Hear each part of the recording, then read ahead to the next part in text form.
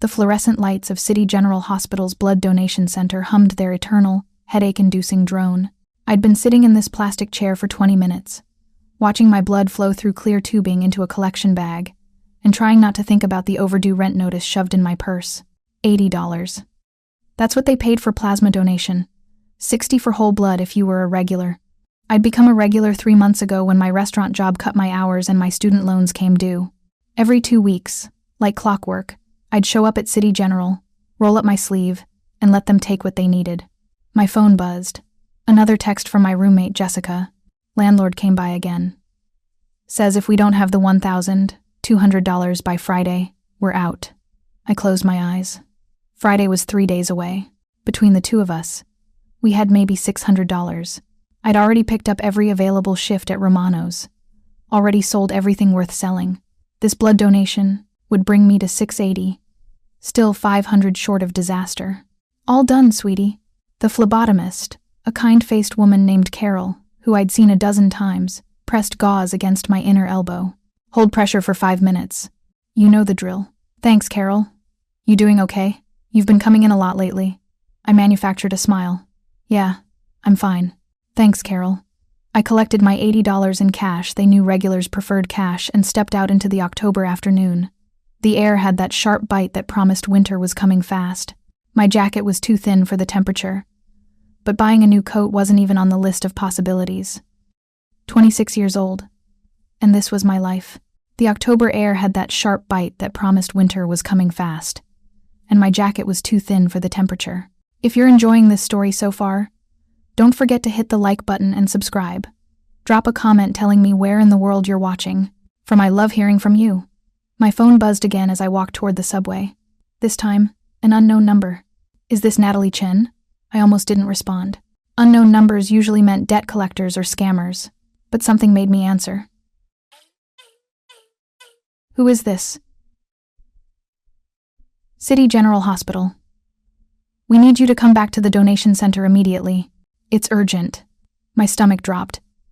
Had something been wrong with my blood? Some disease they'd found? I'd heard horror stories about people discovering they had hepatitis or HIV through donation screening. My hands shook as I typed back. What's wrong? Am I sick? Nothing like that. Please come back. We'll explain everything. The walk back to City General took 7 minutes. It felt like 7 hours. Carol was waiting for me at the reception desk, but she wasn't alone. A man in an expensive suit stood beside her, tall and imposing, with the kind of presence that made everyone else in the room seem smaller. He looked maybe 30, with dark hair styled perfectly, a jawline that could cut glass, and eyes so dark they were almost black. Those eyes locked onto me the moment I walked through the door, and something in his expression made my breath catch. Not attraction, though he was objectively attractive. Something deeper, recognition mixed with desperation, mixed with relief. Natalie Chen? His voice was accented. Italian, maybe. Smooth and controlled. But underneath I heard something raw. That's me. What's going on? Is something wrong with my blood? Nothing's wrong. Carol's voice was gentle. Actually, something's very right. Your blood type is AB negative, one of the rarest. Only 0.6% of the population. I knew that. The donation center had told me the first time I came in. Made a big deal about how valuable my donations were because AB negative was universal plasma, compatible with everyone. Okay, I said slowly. Why did you call me back? The man in the suit stepped closer. Up close he was even more intimidating. At least 6'3", with shoulders that filled out his tailored jacket perfectly. But it wasn't his size that unsettled me. It was the intensity in his gaze, like he was seeing straight through every wall I'd ever built. 10 years ago, he said quietly. Someone with AB negative blood saved my life. I've been searching for that person ever since. And today, when you donated, your blood type flagged in the system. My mind raced, trying to pull up memories from 10 years ago. I would have been 16. Still in high school, living with my parents before everything fell apart. I don't understand, I said. I've only been donating for 3 months. Have you ever given blood before? In an emergency situation? Maybe at a hospital or urgent care? Then it hit me. A memory I'd buried so deep I'd almost forgotten it existed. 10 years ago, August. I'd been 16. walking home from my summer job at the ice cream shop. It was late, nearly midnight, because my manager had asked me to stay and help with inventory. I'd taken a shortcut through an alley I usually avoided. That's when I'd found him, a young man, maybe 19 or 20, bleeding out on the dirty pavement. Gunshot wounds, I'd counted 3 in his chest and abdomen. So much blood, more blood than I'd thought a human body could hold. He'd been conscious, barely, dark eyes staring up at me with the kind of desperation that transcended language. His lips had moved, forming words in Italian I couldn't understand. But I'd understood the plea in his voice. "Help me. Please."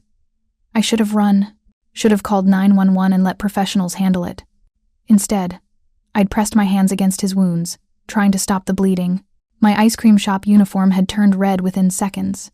He'd grabbed my wrist with surprising strength for someone dying, pulled me closer, whispered something that sounded like, "Non lasciarmi morire." Years later, I'd looked it up. "Don't let me die." 2 men had appeared, more men in dark clothes, all of them moving with military precision. They'd seen me covered in his blood, kneeling beside him.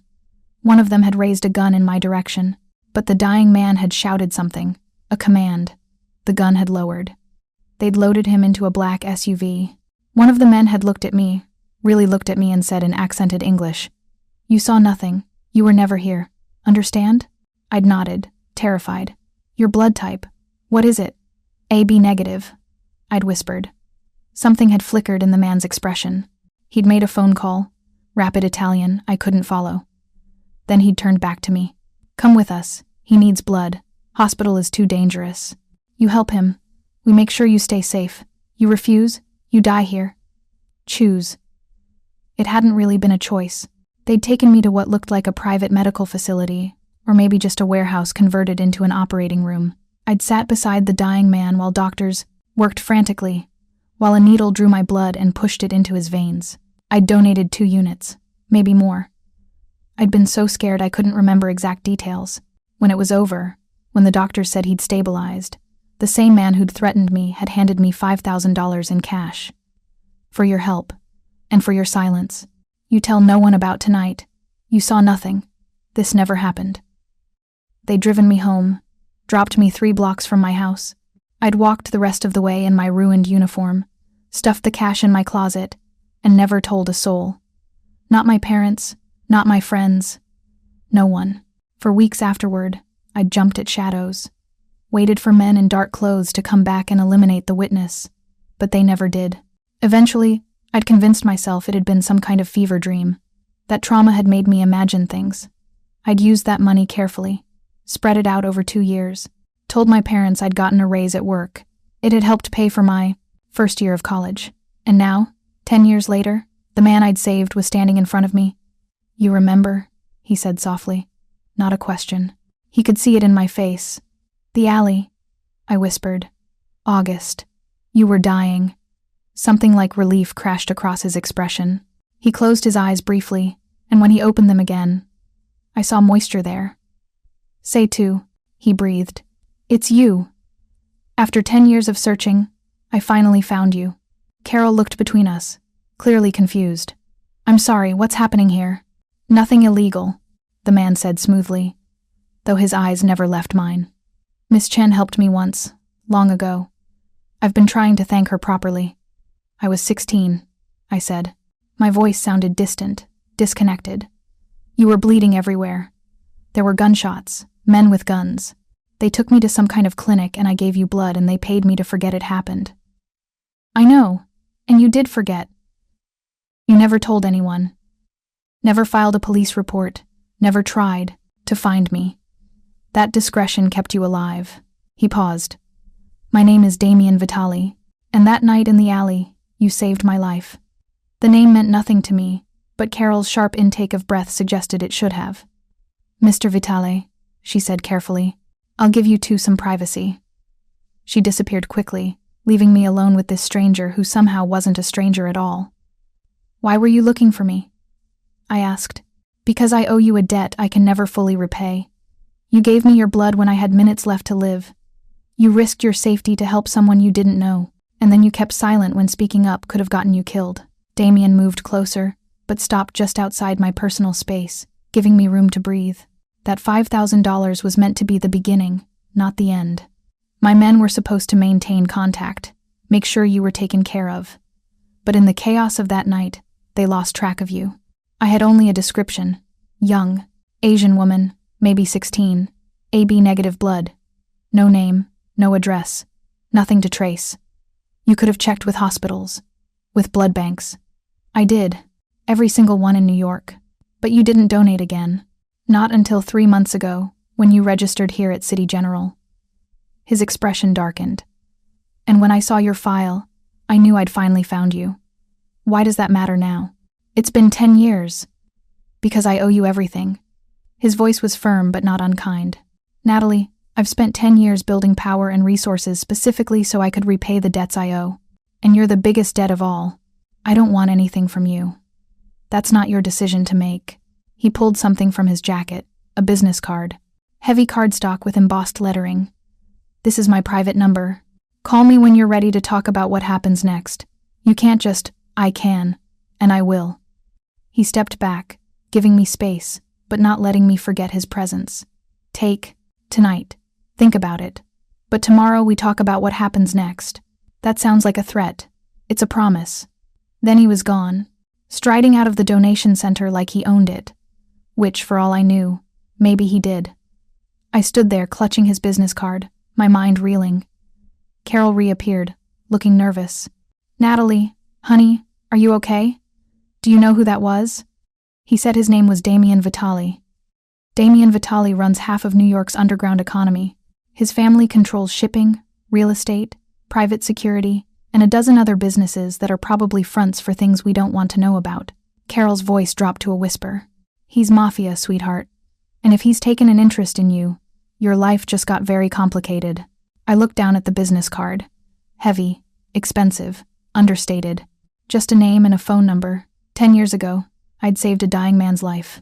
I'd thought that was the end of the story. But standing in City General's donation center, holding Damien Vitale's card, I understood with horrible clarity that it had only been the beginning. I didn't call him. For 3 days, I went about my life pretending that conversation had never happened, picked up shifts at Romano's, smiled at customers who treated me like furniture, counted my meager tips, and tried not to think about dark eyes and Italian accents, and the weight of unpaid debts. Friday came with its inevitable deadline. Jessica and I pooled our money, counted and recounted, came up $470 short of what we needed. Our landlord, Mr. Kowalski, was not a patient man. Rent was due Monday, he said from our doorway, arms crossed. It's now Friday afternoon. You girls got my money or not? We have $730, Jessica said, trying to sound confident. We can get you the rest by next Friday, I promise. Promises don't pay bills. Kowalski's expression was stone. You got till Funday midnight. After that, I'm starting eviction proceedings. And good luck finding another place that'll rent to you with an eviction on your record. He left. Jessica burst into tears. I stood at our kitchen window, looking down at the street 5 floors below, and felt something inside me crack. This was my life. Always scrambling. Always one disaster away from homelessness. I'd worked so hard 2 jobs through college, graduated with honors, did everything right, and none of it mattered because the world didn't care about hard work. It cared about money and connections and luck. I'd been lucky once. 10 years ago, I'd been in the right place at the right time to save someone's life. Maybe it was time to collect on that luck. I pulled out Damien Vitale's business card, stared at the number I'd memorized 3 days ago, despite trying not to. Jessica wiped her eyes. What's that? Maybe a solution. Maybe a bigger problem. I don't know yet. I made the call before I could talk myself out of it. He answered on. The first ring. Natalie. Not a question. He'd been waiting for this. I need help, I said simply. I know. I've known since the moment I saw your donation frequency. A pause. Where are you? I gave him my address. Stay there. I'm coming to you. Damien, don't argue. Don't run. Just wait for me. He ended the call. Jessica stared at me. Who was that? Someone I helped a long time ago. Someone who says he owes me. What kind of help are we talking about? I thought about men in dark clothes and gunshot wounds, and a teenage girl choosing to save a stranger's life because it was the right thing to do. The complicated kind, I admitted. Damien arrived 30 minutes later. He didn't come alone. Two men in dark suits flanked him, bodyguards or enforcers or whatever term applied to people whose job was controlled violence. But Damien himself wore business casual. Dark jeans, a fitted gray sweater that probably cost more than my rent. He looked younger like this, less intimidating, almost human. Natalie. His eyes swept over me, assessing, then moved to Jessica. And you are? Jessica Park, Natalie's roommate. Jessica's voice was steady despite her obvious fear. And you are? Someone who's going to solve your rent problem. Damien pulled out his phone, typed something quickly. How much do you owe? That's not, I started. 1,200, Jessica interrupted. But Natalie, we can't just take money from some guy we don't know. You're not taking it, she is. And she's not taking it, she's accepting payment for services rendered. Damien looked at me. You saved my life. That's worth considerably more than $1,200. I'm not a prostitute, I said flatly. If that's what you think. His expression hardened. I would never insult you like that. You gave me blood when I was dying. You kept silent when speaking would have gotten you killed. That's worth my respect and my protection. Nothing else. He made another call, spoke rapid Italian to someone, then pocketed his phone. Your rent is paid through the end of the year. I've transferred funds to your landlord's account. You'll receive confirmation within the hour. Jessica's jaw dropped. The end of the year? That's like $7,000. Closer to 8, actually. Your building charges above market rate for below standard housing. Damien's gaze never left mine. Natalie, we need to talk. Privately. Anything you want to say, you can say in front of Jessica. Can I? He pulled something else from his pocket. A photograph. Slid it across our cheap coffee table. I picked it up, and my blood turned to ice. The image showed me leaving City General 3 days ago. Another showed me walking to Romano's for my shift. A third captured me standing at this very window, looking down at the street. You've been following me. I've been protecting you. There's a difference. Damien's voice was matter-of-fact. The moment my blood type search flagged you, in the system, certain people became interested. People who were involved in what happened 10 years ago. People who have reasons to ensure no witnesses exist. Jessica moved closer to me, protective despite her fear. Are you saying Natalie's in danger? I'm saying she's been in danger since the moment she saved my life. She just didn't know it. Damien stood, somehow making our tiny apartment feel even smaller. That night 10 years ago wasn't random violence. It was an assassination attempt by a rival family. They tried to kill me. Nearly succeeded. The only reason I survived was because of Natalie's blood. He moved to the window, looked down at the same view I'd been contemplating an hour ago. The men who shot me are still out there, still connected to families who would love nothing more than to finish what they started. And if they discover that a witness exists, a witness who could identify them, who could testify about what she saw, they'll eliminate that threat. But I can't identify them, I protested. It was dark. I barely saw faces. I wouldn't recognize them now. They don't know that, and they won't take the risk. Damien turned back to face me. You've been safe for 10 years because you stayed invisible, kept donating blood. No police reports, no speaking to authorities. As long as nobody knew you existed, you were fine. But now you found me. And if I found you, others can too. Medical records aren't as secure as people think.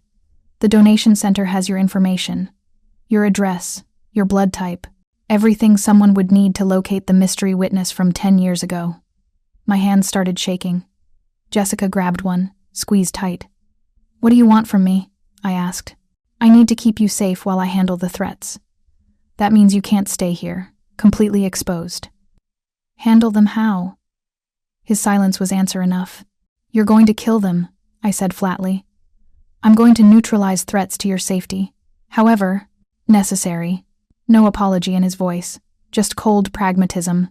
Natalie, I live in a world where violence is currency, and mercy is weakness. You stepped into that world 10 years ago when you chose to help me instead of running. I'm sorry for that, but I can't change it. All I can do is make sure you survive the consequences.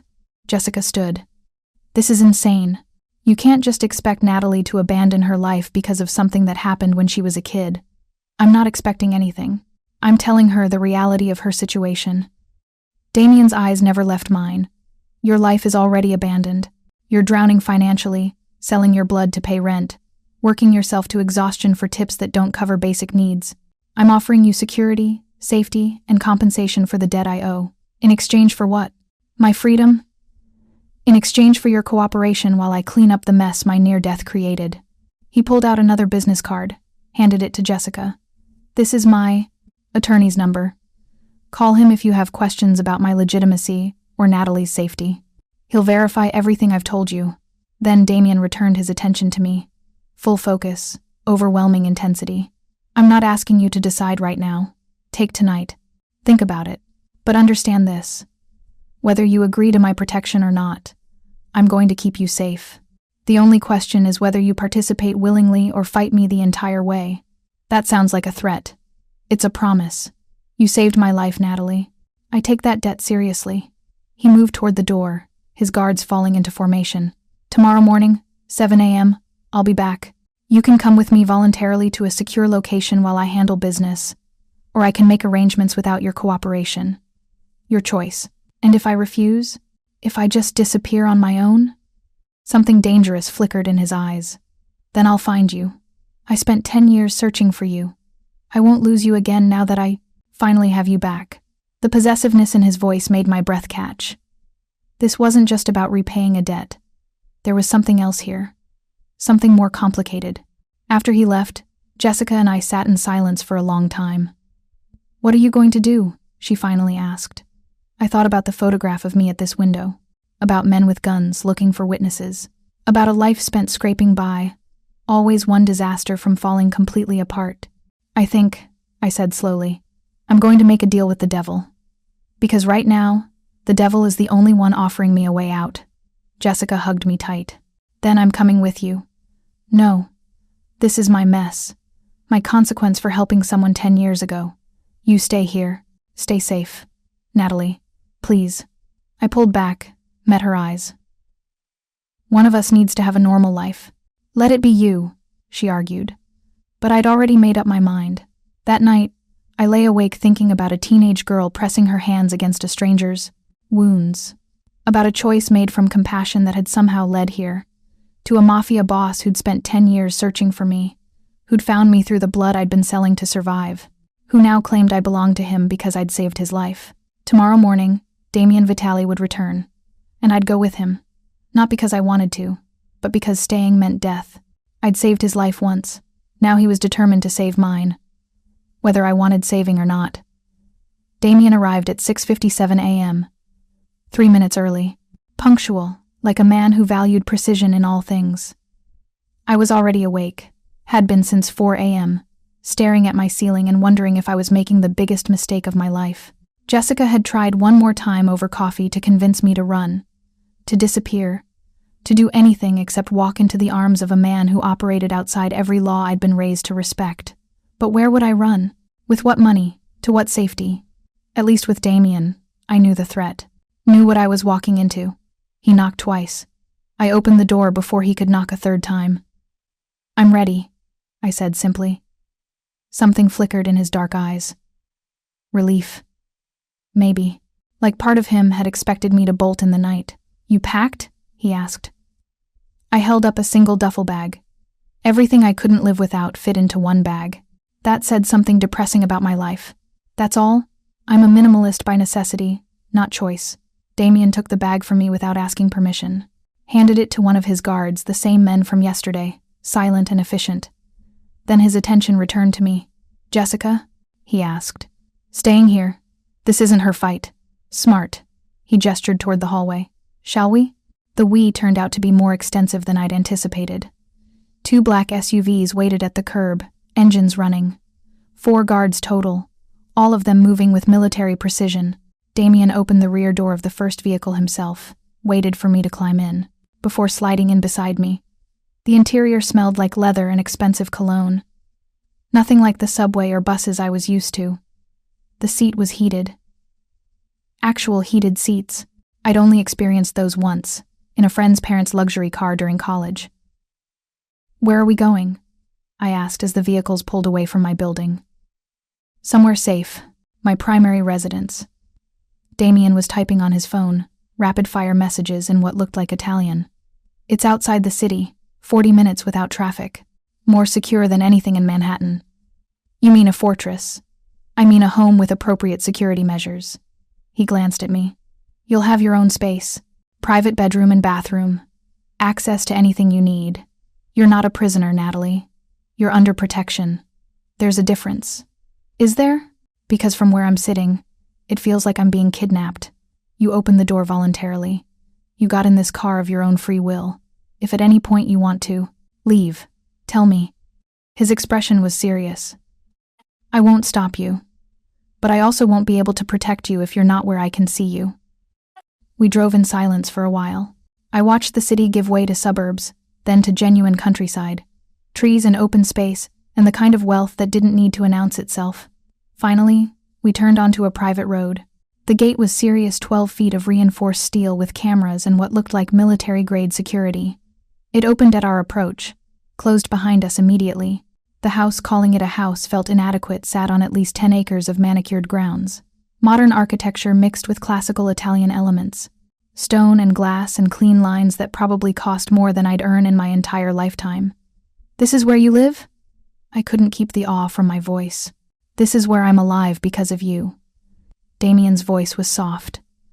Everything I've built in the past 10 years, every resource I've accumulated, it exists because you pressed your hands against my wounds and refused to let me die. So yes, this is where I live. And now it's where you live too, at least temporarily. The vehicles stopped in a circular driveway. More guards appeared. I counted 6, all of them armed, all of them watching the perimeter with practiced vigilance. Damien's hand found the small of my back as we walked toward the entrance. Not possessive, just guiding, but I felt the warmth of his palm through my thin shirt, felt the gentle pressure that said, I've got you, you're safe, nothing will hurt you here. Inside was even more impressive. Marble floors that reflected morning light from floor-to-ceiling windows, art that looked original and expensive, furniture that belonged in architectural magazines. Everything was clean and modern and so far removed from my world it felt like stepping onto a different planet. Natalie. A woman's voice, warm and maternal. I turned to find someone in her 50s, gray hair, pulled back in a neat bun, wearing what looked like a housekeeper's uniform but nicer. She smiled at me with genuine warmth. This is Rosa, Damien said. She manages the household. If you need anything at all, ask her. She'll make it happen. Welcome, dear. Rosa's accent matched Damien's. Italian, but softened by years in America. Let me show you to your room. You must be exhausted. I followed her up a curved staircase to the second floor. The hallway was wider than my entire apartment. Rosa stopped at a door near the end. This is yours. Private bathroom through that door. Closet there. Fresh linens on the bed. I'll bring breakfast up in 30 minutes, unless you'd prefer to eat downstairs. Here is fine. I managed. Thank you. She squeezed my hand gently. You're safe here, child. Mr. Vitali takes protection very seriously. Nothing will harm you under this roof. After she left, I explored my new prison. Calling it a bedroom felt insufficient. It was a suite larger than the apartment I'd just left. King-size bed with sheets that felt like silk. Bathroom with a shower big enough for 4 people and a tub that could double as a small pool. The closet was walk-in, currently empty except for my pathetic duffel bag that Rosa had already placed on a bench. I sat on the bed, tested the mattress. It was perfect. Of course it was perfect. Everything here was perfect. And I wanted to cry. A knock interrupted my spiral into self-pity. Damien stood in the doorway, jacket removed, sleeves rolled up to his elbows. Less intimidating like this. More human. Can I come in? It's your house. It's your room. There's a difference. But he entered anyway, stopping a respectful distance from the bed. I know this is overwhelming. I know you're scared and angry and probably regretting your decision to trust me. I didn't trust you. I just ran out of better options. Fair enough. He moved to the window, looked out at the grounds. I need to explain. What happens next? What you're walking into? You mean what I've already walked into? Yes. He turned back to face me. 10 years ago, the Rossi family tried to kill me. They're one of the old New York families, established, powerful, deeply connected. My family had been encroaching on their territory. They saw me as a threat that needed eliminating.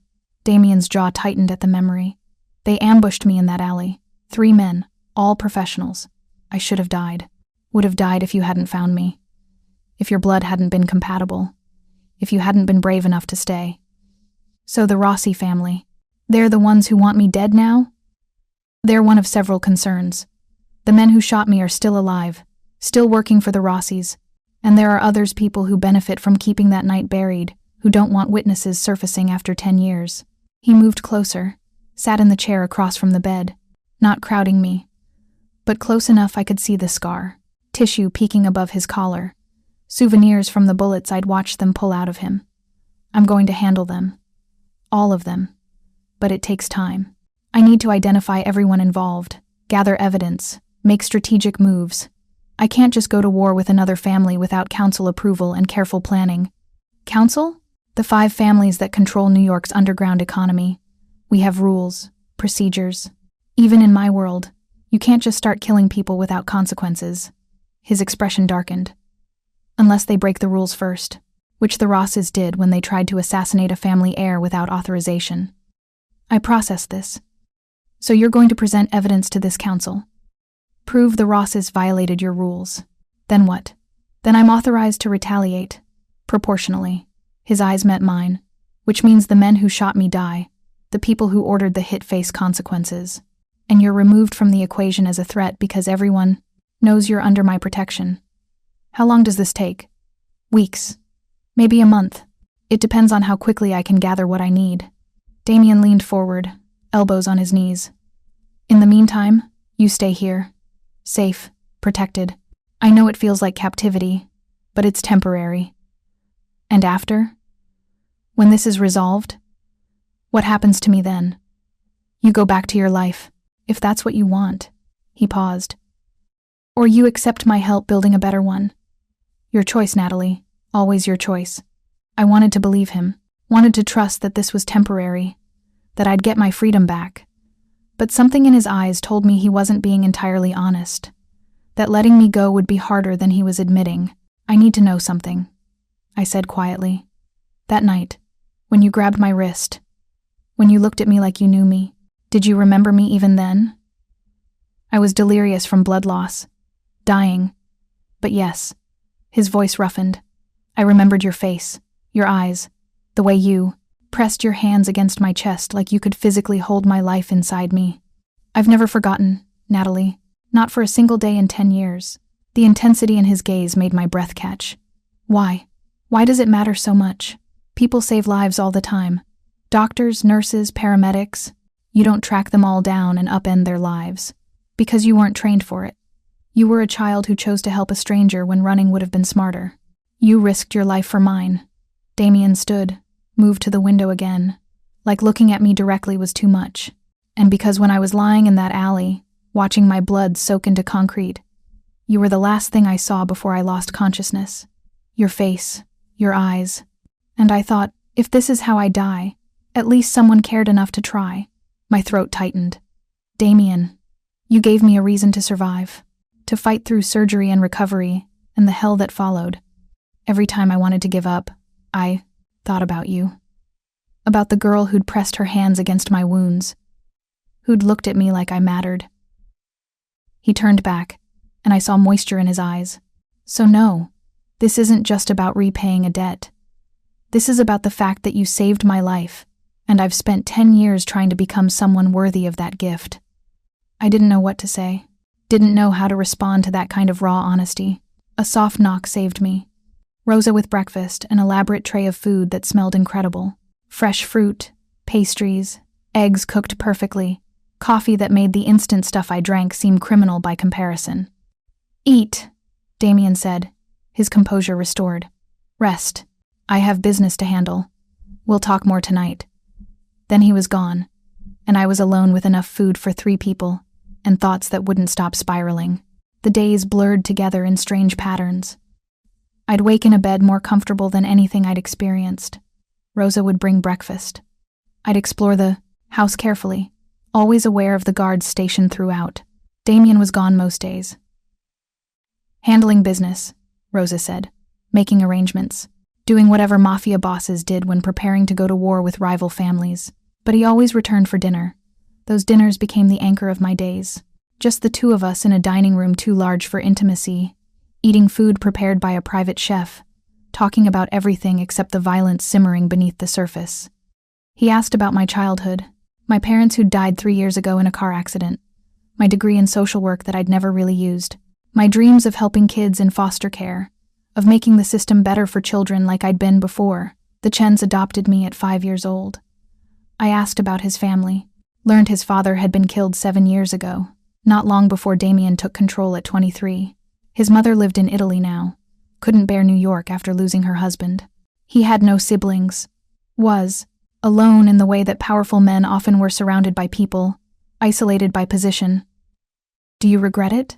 I asked one night, a week into my stay. "Inheriting this life? Every day." He swirled wine in his glass. "But regret doesn't change reality. My father built this empire. I inherited the responsibility of maintaining it, protecting our people, honoring our agreements. Walking away would create a power vacuum.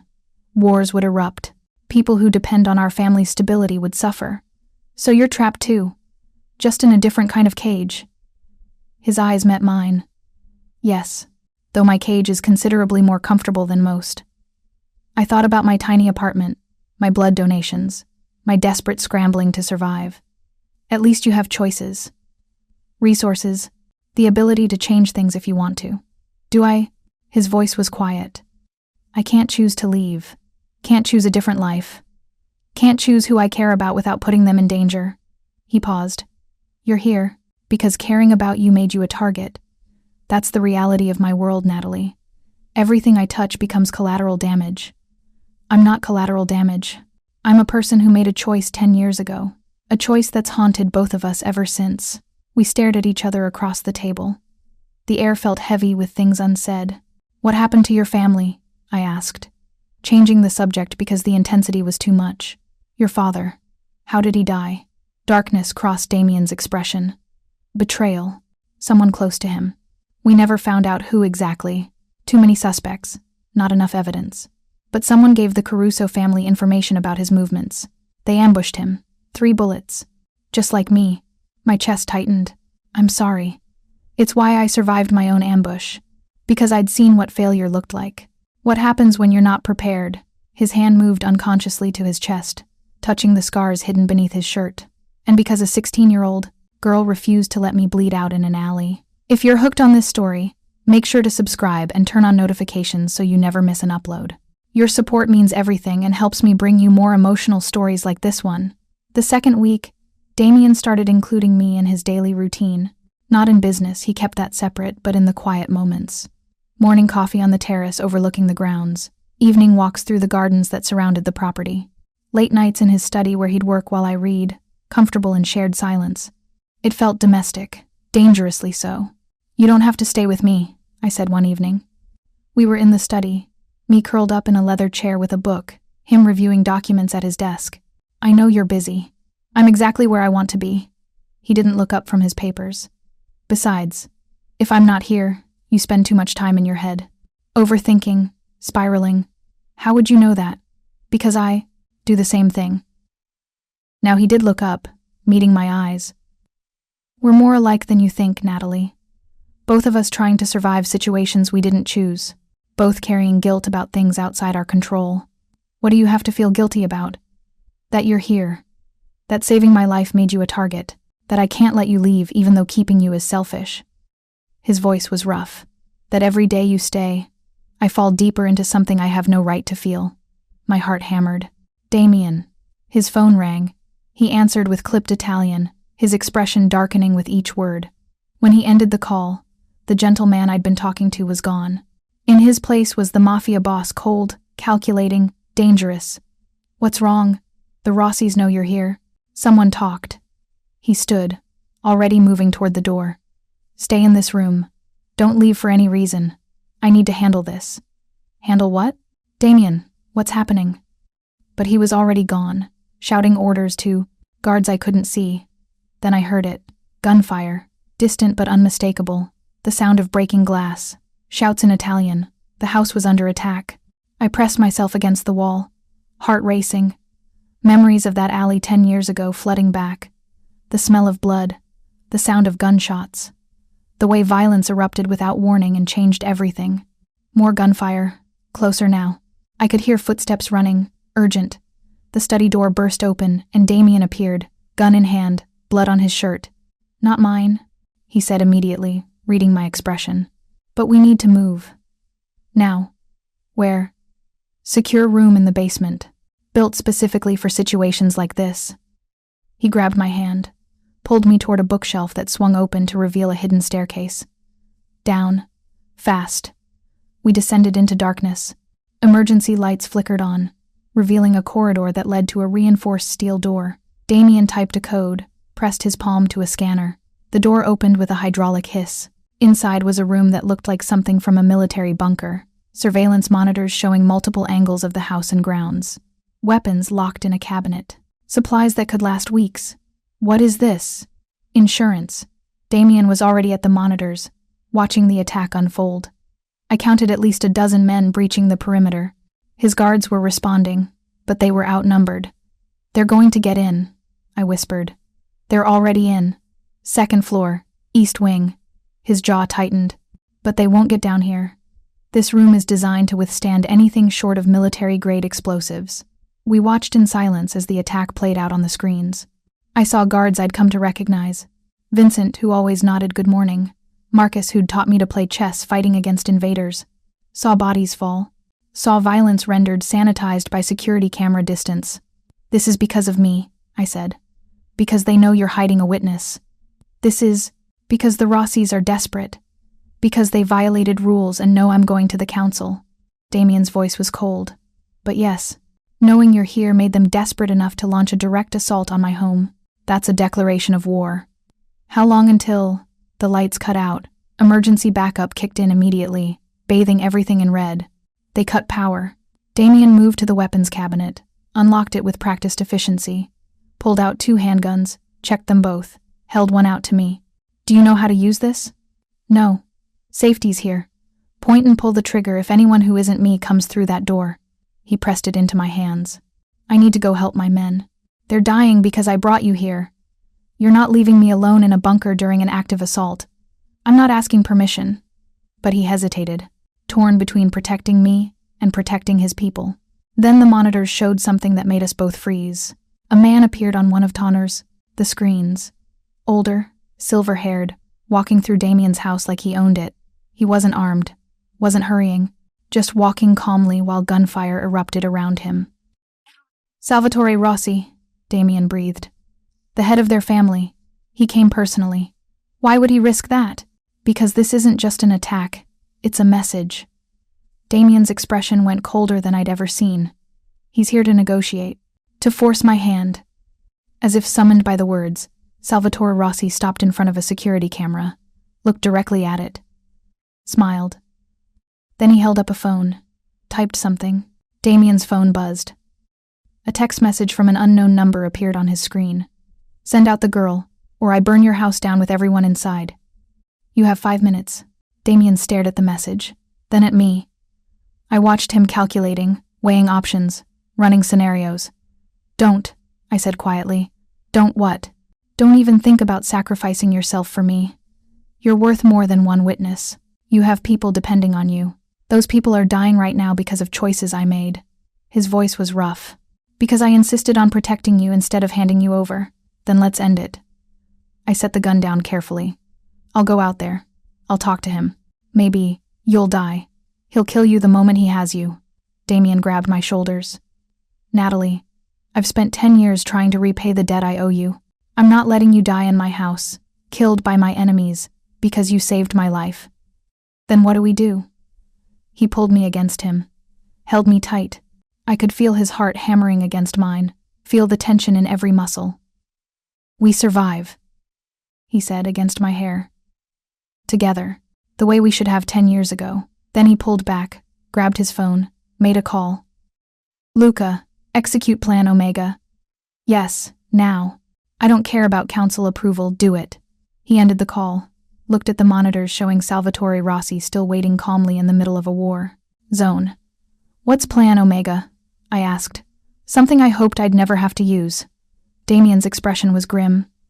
"But Salvatore just made a fatal mistake. He came into my home, threatened someone under my protection.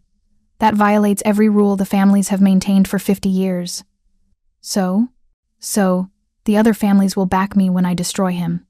Completely, permanently. He typed something on one of the monitors. Surveillance footage began streaming to what looked like multiple recipients. Every family boss in New York is now watching this assault play out in real time, watching Salvatore Rossi commit the kind of violation that demands execution. You're using me as bait. I'm using Salvatore's desperation against him. He wanted to force my hand. Instead, he handed me everything I need to bury him and everyone who supports him. On the monitors, I watched as more vehicles arrived. Not Rossi soldiers, something else. Men in suits emerging from expensive cars. Moving with authority. The council, Damien said with satisfaction. They're already here. We watched as Salvatore's expression shifted from confident to confused to panicked. His men started lowering weapons, recognizing they were now surrounded by a force they couldn't fight. It's over, Damien said quietly, but something in his voice told me it was just beginning. The council convened in Damien's formal dining room, like they were gathering for a business meeting instead of a tribunal. 5 men, each representing one of New York's oldest families, sat at the long mahogany table while bodies were still being removed from the grounds outside. I watched from the doorway of an adjacent room, hidden but able to hear everything. Damien had insisted I stay out of sight until called. Rosa stood beside me, her usually warm expression tight with worry. "This is bad," she whispered. "Very bad. The council hasn't met like this emergency session, all 5 present in over 20 years. What happened 20 years ago? War, the kind that spilled into the streets, made the newspapers." Her hand found mine, squeezed. "Pray this doesn't end the same way, child." Salvatore Rossi sat at the opposite end of the table from Damien, his silver hair slightly mussed from the assault, his expensive suit torn at one shoulder. But his expression remained calm, almost bored, like being caught attempting murder was a minor inconvenience. The other 4 council members were studies in contained power. Antonio Caruso, oldest of them, maybe 70, with eyes like a shark. Marco De Luca, younger but equally intimidating, fingers steepled as he watched the proceedings. Vincent Marino, who'd apparently arrived first and looked furious. And finally, Giovanni Ferraro, the youngest council member besides Damien, maybe 40, with an expression I couldn't read. "Let's begin," Antonio said. His voice carried absolute authority. "Damien Vitali has called emergency council, presenting evidence of rule violation by Kana, the Rossi family. Specifically, unauthorized assault on a family principal's primary residence with intent to abduct or kill a protected individual." He gestured to the monitors Damien had set up, showing footage of the attack from multiple angles. "The evidence is clear. Salvatore Rossi personally led an assault force of 15 men into Vitali territory, breached Vitali's home, and issued ultimatums regarding a civilian under Vitali protection." Antonio's gaze moved to Salvatore. "Do you dispute these facts?" "I dispute the characterization." Salvatore's voice was smooth. "Damien is harboring a witness to a crime committed against my family 10 years ago. That witness poses an existential threat to my organization. I was merely attempting to secure her testimony. By burning my house down?" Damien's voice was ice. "Your exact words were, 'Send out the girl or I burn your house down with everyone inside.' That's not securing testimony. That's terrorism." "Semantics. Council rules are very clear," Marco De Luca interjected. "No family may assault another family's primary residence without unanimous council authorization. The penalty for violation is immediate sanction up to and including dissolution of the offending family's charter." Salvatore leaned back, unconcerned. "Then perhaps we should discuss why young Damien is so protective of this particular witness. What exactly did she see 10 years ago that makes her worth starting a war over?" All eyes turned to Damien. He stood slowly. 10 years ago, the Rossi family attempted to assassinate me without council authorization. 3 men ambushed me in Red Hook, shot me 3 times, left me to die. His hand moved to his chest, touching the scars beneath his shirt. I survived because a civilian found me, a 16-year-old girl who called for help, who gave me her blood when mine was soaking into the pavement. Her blood type was AB negative, rare enough that the donation saved my life. He pulled out a tablet, displayed medical records. "These are from the emergency surgery. They show the transfusion from an anonymous donor. I've spent 10 years looking for that donor to repay the debt I owe. 3 months ago, I found her. Natalie Chen, now 26, living in Brooklyn, struggling financially enough that she's been donating blood every 2 weeks just to pay rent. Damien's voice hardened. The moment I located her, the Rossi family became interested. They sent surveillance. They tracked her movements. And when I moved her to protective custody here, Salvatore decided to launch a direct assault, rather than face counsel review of what happened 10 years ago. Because there's nothing to review, Salvatore interjected. Your father was encroaching on our territory. We responded appropriately. You tried to assassinate a family heir without authorization, Damien shot back. That's a capital violation. The only reason you weren't sanctioned then is because my father died 3 months later, and the family was in chaos. But I'm not in chaos now, and I want justice for what you did. You want revenge, Salvatore corrected. There's a difference. Antonio held up a hand. Let's focus on the immediate violation. Salvatore, you assaulted Damien's home, threatened to kill a civilian under his protection. Those facts aren't in dispute. What is your justification? The civilian is a witness to a crime. She can identify my men, testify against my family. Salvatore's expression was calm.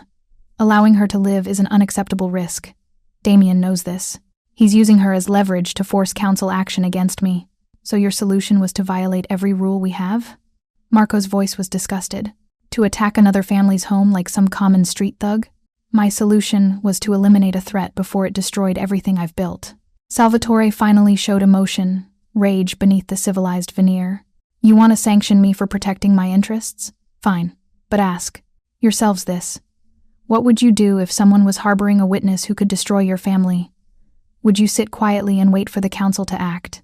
Or would you take matters into your own hands? Silence. Then Giovanni Ferraro spoke for the first time. The difference, Salvatore, is that we wouldn't have created a witness in the first place. We wouldn't have attempted an unauthorized assassination. We would have followed the rules that keep all of us safe. Rules written by men who've never had to make hard choices. Rules that prevent chaos, Antonio said firmly. Rules that have maintained peace between the families for 50 years. You violated those rules, Salvatore. Multiple times. First with the unauthorized assassination attempt 10 years ago. Now with this assault. He looked around the table. I call for a vote. All in favor of immediate sanction against the Rossi family, including potential charter dissolution? Hands rose. Marco, Giovanni, Vincent. 3 votes. Antonio's hand rose as well. 4. Everyone looked at Damien. This is your grievance, Antonio said. You get the deciding vote. Do we sanction the Rossis? Potentially destroy one of New York's oldest families? Or do we find another solution? I watched Damien's face. Saw him calculating, weighing consequences, running scenarios. This was the moment he'd been working toward for 10 years. The chance to destroy the family that had nearly killed him, that had murdered his father, that had just attacked his home. But something in his expression shifted. He looked toward where I was hidden, like he could see through walls. Then back to the council. I want justice, not destruction, he said slowly. The Rossi family has existed for 3 generations. They employ hundreds of people. Dissolving their charter would create chaos that affects everyone. Salvatore's expression flickered with surprise and hope. But, Damien continued, his voice hardening, Salvatore Rossi violated our most sacred rules. Attempted assassination without authorization. Direct assault on a family principal's home. Threats against a protected civilian. Those violations demand consequences. He leaned forward, hands flat on the table. I propose a compromise. The Rossi family maintains their charter, but Salvatore steps down as head, permanently. He's exiled from New York with orders never to return. His son Marco takes control, and the family enters a period of supervised probation. And the witness? Marco De Luca asked. Miss Chen, what happens to her? She remains under my protection. Anyone who threatens her faces immediate sanction without council review. Damien's eyes found Salvatore. That includes attempts at retaliation after the fact. If anything happens to Natalie Chen, accident, illness, suspicious circumstances, I will hold the Rossi family responsible, and the council will back me. Antonio nodded slowly. A measured response. Perhaps wiser than complete destruction. He looked at Salvatore. Do you accept these terms? And if I refuse, then we vote for charter dissolution. Your family ceases to exist. Your people scatter. Your territory gets divided among the remaining families. Antonio's voice was flat. You have one chance to save your legacy, Salvatore. I suggest you take it. I watched Salvatore's face cycle through emotions. Rage, calculation. Finally, bitter acceptance.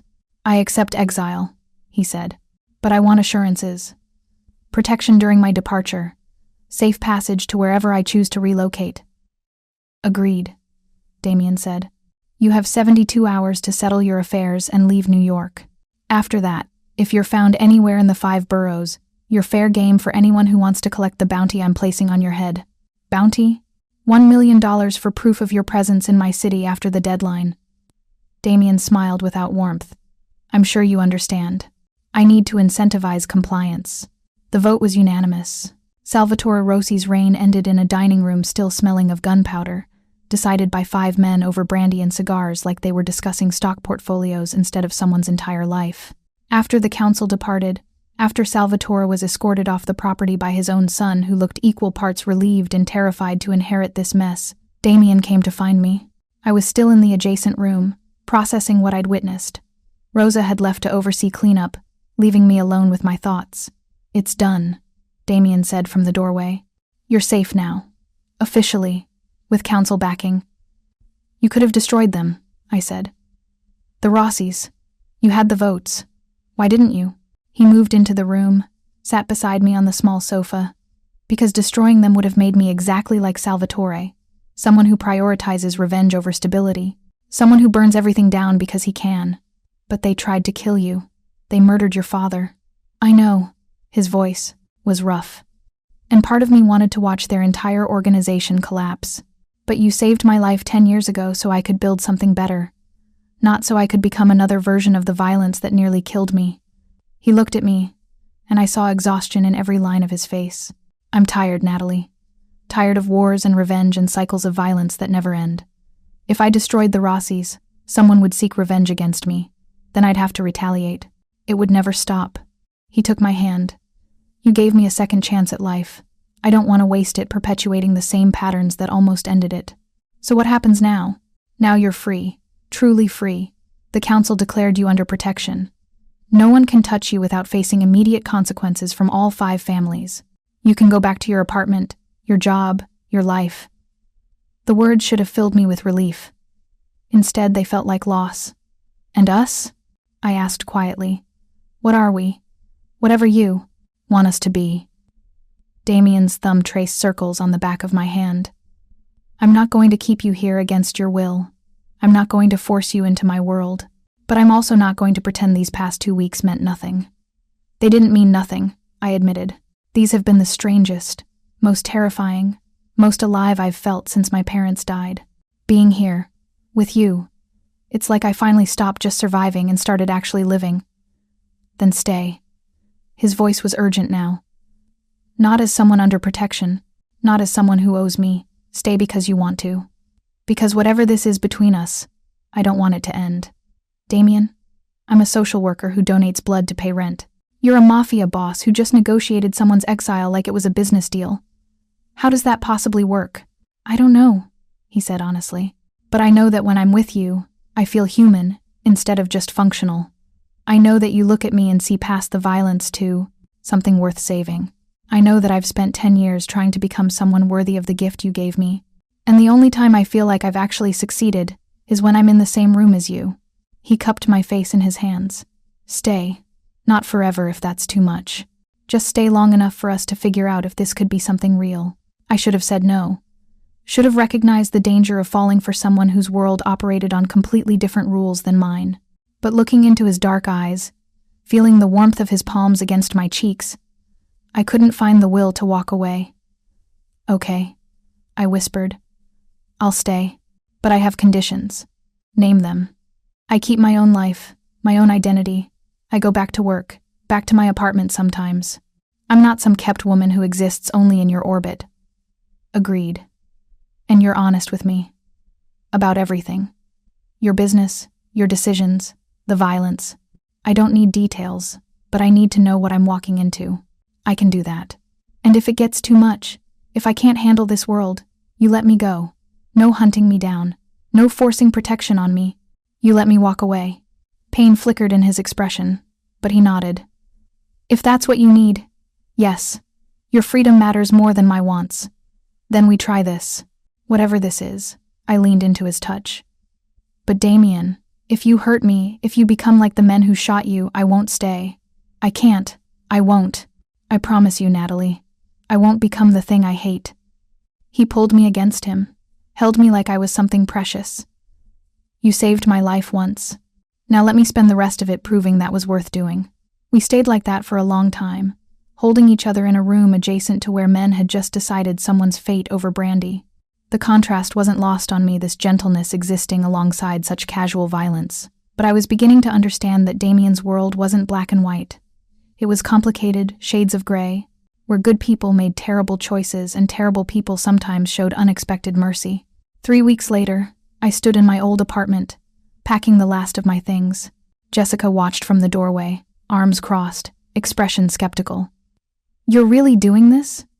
Moving in with a mafia boss? I'm keeping both places, I corrected. His house and my apartment. I need space that's just mine. Natalie, be honest. Are you doing this because you want to, or because you feel obligated?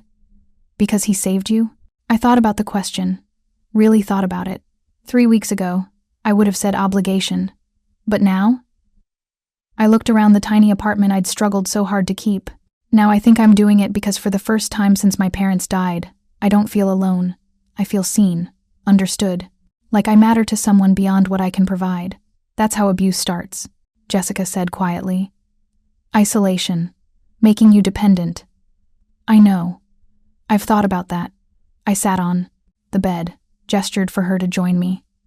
But Damien's not isolating me. He encouraged me to keep this place, to maintain my job, to stay connected to my life. He's not trying to control me, Jess. He's trying to be part of my life without consuming it. And when the violence catches up, when someone tries to hurt you to get to him, then I'll deal with it. The same way I've dealt with everything else in my life. I took her hand. I know this looks crazy from the outside. Trust me, it feels crazy from the inside too. But I'm not a passive victim here. I'm choosing this with open eyes. Jessica sighed. I just don't want to lose you. You won't. I promise. I hugged her tight. You're still my best friend, still my sister in every way that matters. That doesn't change just because I'm dating someone with a complicated job. Complicated job, she laughed despite herself. That's one way to describe the Mafia. We finished packing in comfortable silence. When the last box was loaded, into Damien's SUV, he'd sent Vincent to help. Despite my protests that I could handle it myself, I took one last look at the apartment that had represented so much struggle. You're not saying goodbye to it, Jessica said. You're keeping the lease. I know. But it feels like an ending anyway. I locked the door. The end of barely surviving. The beginning of actually living. Then I hope he's worth it. So do I. Life with Damien fell into unexpected patterns. He'd wake early, handle business I deliberately didn't ask about, then join me for breakfast. We'd talk about normal things, books, movies, his mother's calls from Italy demanding to know when he'd visit. He'd leave for the day, meetings and negotiations, and the 1,000 tasks that came with running a criminal empire. I'd go to work at a new job. Damien had helped me find a position at a nonprofit that actually used my degree, working with kids in foster care. The pay was better than Romano's, the work meaningful. Evenings, we'd reconvene. Sometimes at his house, sometimes at my apartment. We'd cook together. He was surprisingly good in the kitchen, or order takeout, and watch terrible reality TV, while his guards stationed themselves discreetly outside. The violence of his world remained present but distant. I saw it in the late-night phone calls he took in Italian, in the tension that sometimes settled across his shoulders, in the scars he carried as reminders of how close he'd come to death. But he never brought it home to me. Never made me complicit in the terrible choices his position required. How do you do it? I asked one night. We were in his study, me reading while he reviewed contracts. Live with the weight of what you do? He looked up from his papers. I remind myself why I do it. The people who depend on my family's stability, the businesses we protect, the order we maintain that prevents worse violence. He paused, and I remind myself that a 16-year-old girl thought I was worth saving, That keeps me trying to be the person she believed I could be. I was just a kid who couldn't walk away from someone bleeding. You were extraordinary. Are extraordinary. He set aside his work, moved to sit beside me. Every day I get to spend with you feels like borrowed time, like a gift I don't deserve but I'm grateful for anyway. Damien, I love you. The words came out simple, honest. I know it's fast. I know it's complicated. But I've loved you since you pressed your hands against my chest and refused to let me die. I just didn't know your name until 3 months ago. My breath caught. That's not love. That's gratitude. It started as gratitude. But these past weeks, getting to know you, watching you work with those kids, seeing you create space for yourself in my world without losing who you are, that's when gratitude became something deeper. He took my hands in his. I love how stubborn you are. How you refuse to let me make decisions for you. How you call me out when I'm being too controlling. I love that you see the violence in my world but also see the man trying to be better than his circumstances. I love that you're brave enough to stay despite every rational reason to run. Tears blurred my vision. I love you too. I didn't want to, tried not to, but somewhere between the blood donations and the council meeting and learning to exist in your world, I fell for you, the real you. Not the Mafia boss or the man who owes me a debt. Just Damien. He kissed me then, gentle and fierce all at once. When we finally broke apart, we were both breathing hard. Stay tonight, he said. Not in the guest room. With me. I've been staying with you for 3 weeks. You know what I mean. His thumb traced my lower lip. Stay with me. All of you. Let me show you how much you mean to me. I should have hesitated. Should have maintained boundaries. Instead, I took his hand and let him lead me upstairs to his bedroom, a room I'd never entered despite living in his house. What happened there was tender and intense. Years of longing crystallized into touch and whispered confessions. He treated me like something precious, taking his time, learning what made me gasp and arch against him.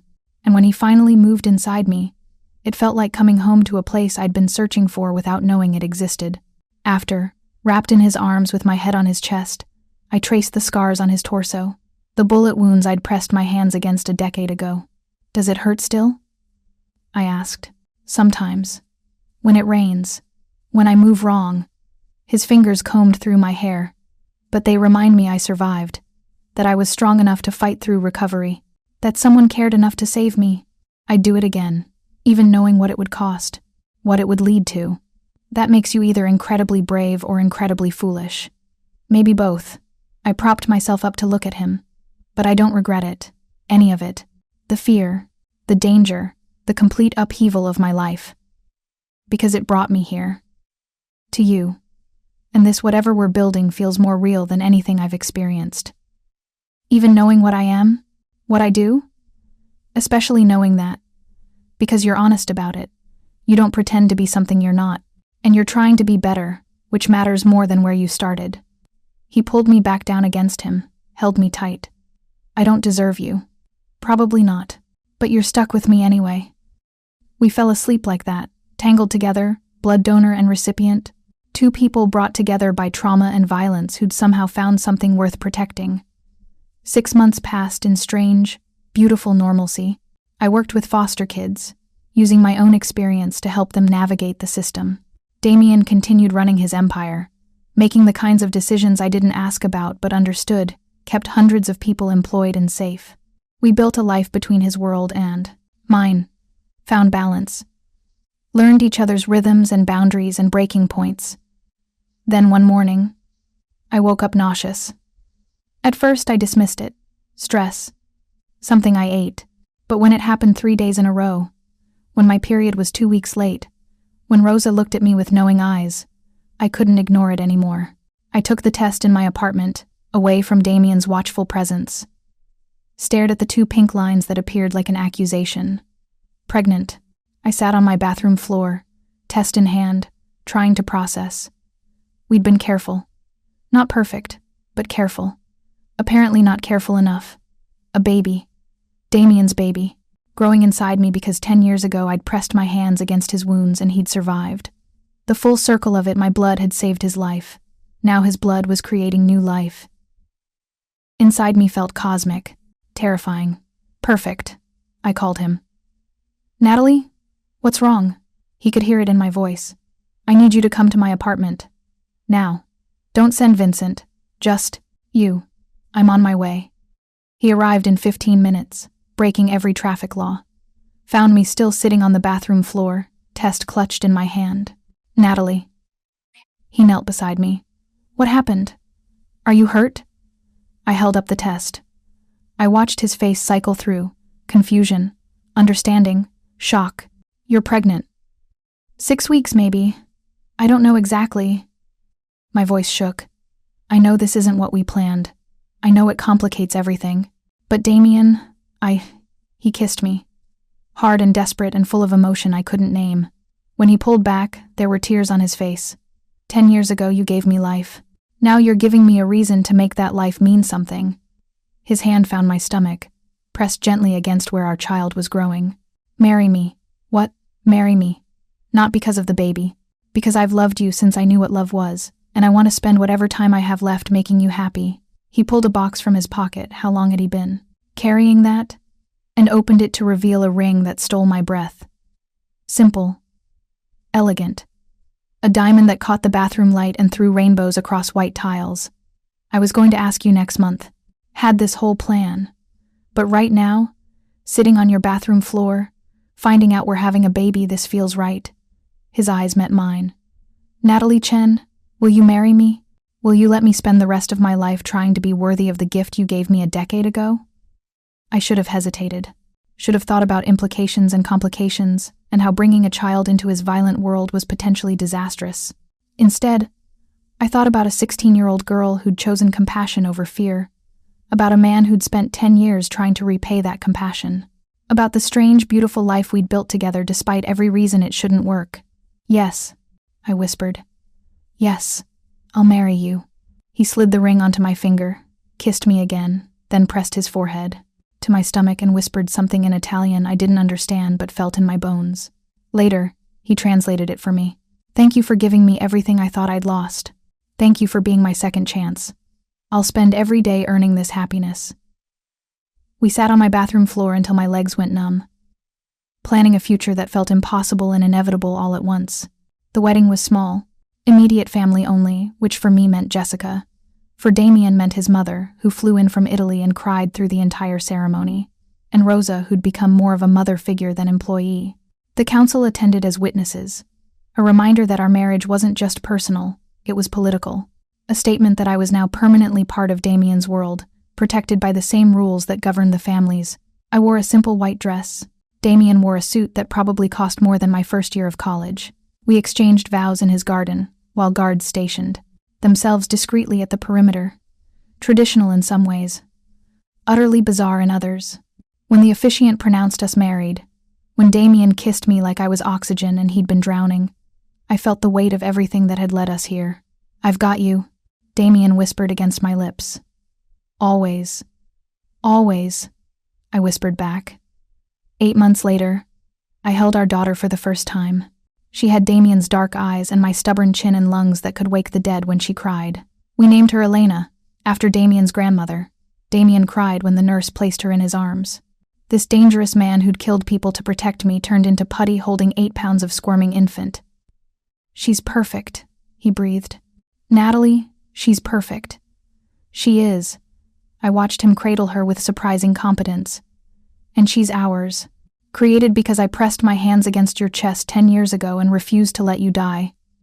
Best decision you ever made. Second best. I corrected. The best was saying yes when you asked me to marry you on my bathroom floor. He laughed, carefully adjusted Elena's blanket, and looked at me with so much love it hurt. Thank you. For saving me. For staying. For giving me a family I thought I'd never have. Thank you for spending 10 years becoming someone worth saving. We sat in the hospital room, new parents figuring out how to exist in a world that suddenly revolved around this tiny person. The violence of Damien's empire felt distant. The complications of our life together seemed manageable, because at the end of the day, we had this. Each other. Elena.